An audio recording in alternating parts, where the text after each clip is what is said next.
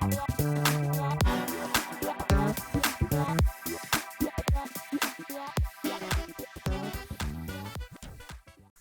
talk some college hoops. And I guarantee Kyle's gonna be stoked about this because we're gonna talk Michigan State. We're gonna talk Michigan. We're actually watching Michigan Ohio State right now, and the question which everyone knows, you're Tom Izzo's biggest fan, 2K. Yeah, absolutely. Yeah. If you're living under a rock, last night, Saturday night, Michigan State, that was at Maryland, correct? Yes. They go into Maryland, and they dominated the whole game. They got out to a quick start and never looked back. Maryland's a tough team. No, we've talked about them for the last 2 weeks being the best team in the Big Ten, and it's no secret that the Big Ten is the best conference in college basketball. So if you're the best team in that conference... Yes. Now, my question to you is, how does a team with that be that inconsistent? I don't understand it. But when you go into someone's house and just take a dump right in the middle of their court and just say, this is mine, like that's basically what the Spartans did last night. I think they opened the game on like a 12-2 run. But every part of me watching that game was like, man, they're just going to give this shit right back like they've done with so many games this year. They'll get off to a hot start and then just can't close.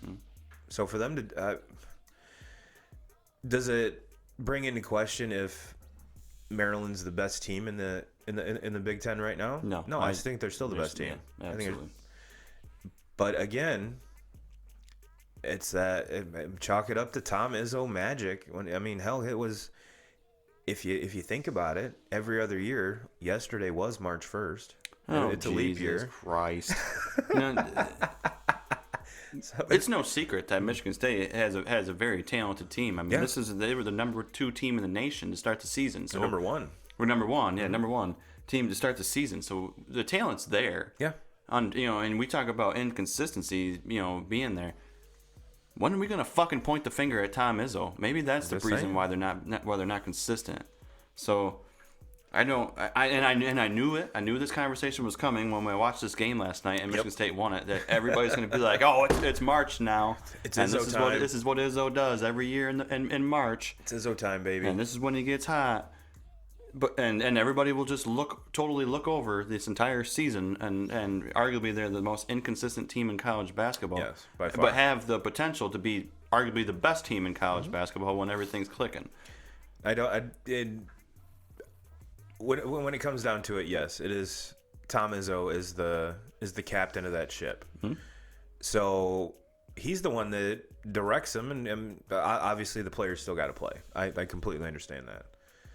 And basketball is a weird thing where you can one day you shoot 70%, and the next game you play you shoot 30%. Just sometimes there's a lid on the hoop. I understand that, but yeah, it's I don't know if it. I do know it is part of the reason is Izzo. The other part of the argument might be is that it just goes to the parity in basketball this year.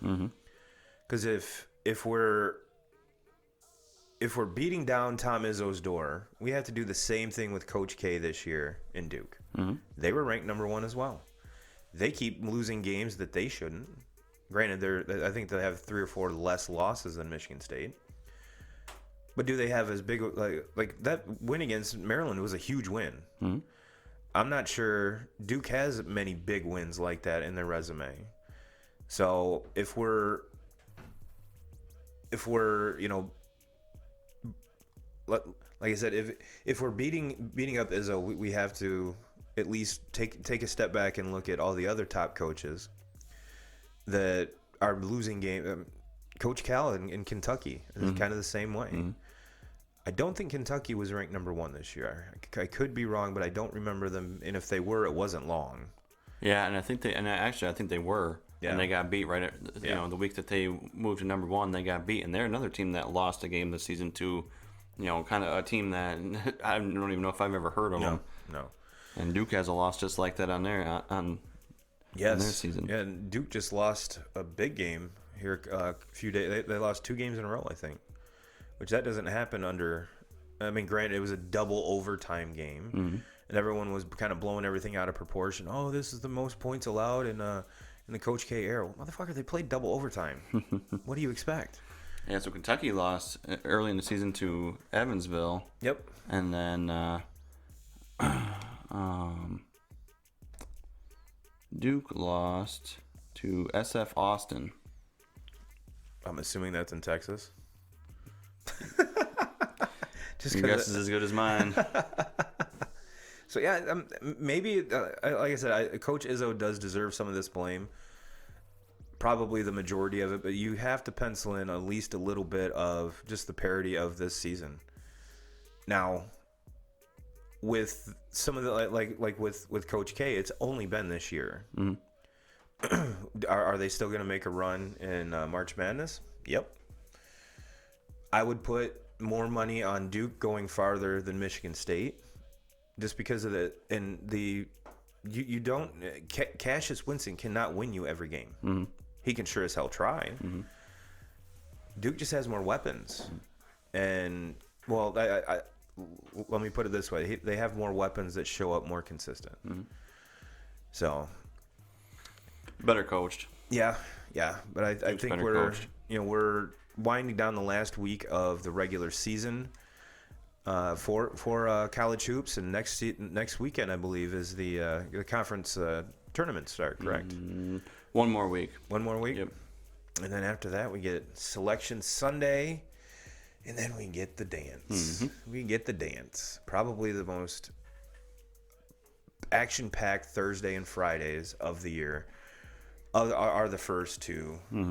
The opening days are amazing. They're amazing. And also can be very frustrating because you see your bracket go down the shitter. Yep. So this year I have a feeling there's gonna be a lot of brackets like that. Oh yeah. Gonna be a lot of brackets like that. Will there be a perfect bracket this year? No. Man, I don't think so either. The only way would be if one of the players' moms fills it out, and she picks, obviously her son's team to go win it, and ends up being like a 9 seed win it or something weird like that. Which having a 9 seed win it this year, I think it might. Not gonna shock me. No, nothing shock. I mean, after watching this entire season play out, I don't know if there's anything that's gonna shock me. We saw a couple years ago was the first 16 over a 1 seed. I think we could. No, absolutely. This year it can happen. We've watched it happen. We've watched it happen multiple times this season. I mean, now that I was looking at after I said something about Duke losing that game to SF Austin, I have no fucking idea what conference they play in. They are in Texas. I did figure that out, but they are 26-3. So I get it. They don't play, in a conference that has a lot of loaded basketball teams, but you don't go 26-3 unless you're a pretty good team. So right.